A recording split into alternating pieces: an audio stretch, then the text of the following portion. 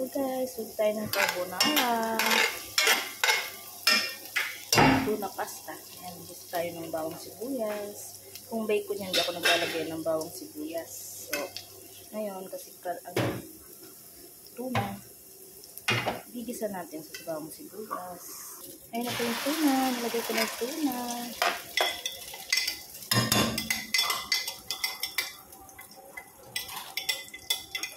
Ayan po, lagyan ko na siya ng paminta, asin, so, lagyan na natin yung ating, kasi wala akong all-purpose cream, kaya lagyan natin ng fresh milk. Ayan.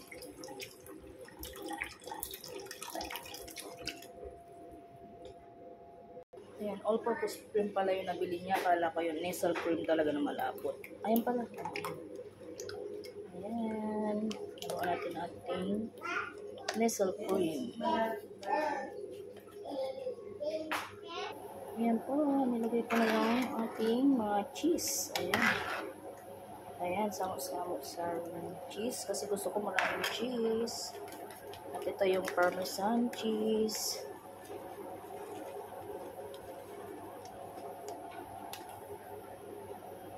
Ayan po siya, malapot na siya. Oh.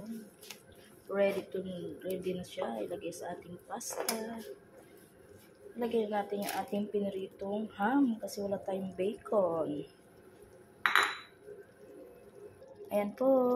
Malapot na siya. Nalusaw na yung ating mga cheese. Triangle cheese saka yung cheddar.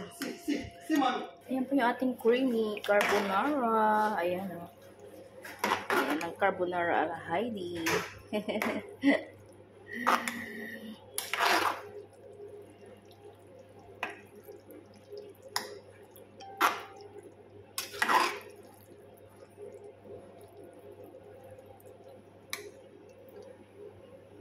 Ayan, kukulo lang po siya. Tapos, pag natuyo na siya, saka okay na siya. Pwede na siya ihain.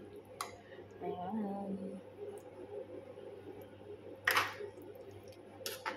Thanks for watching.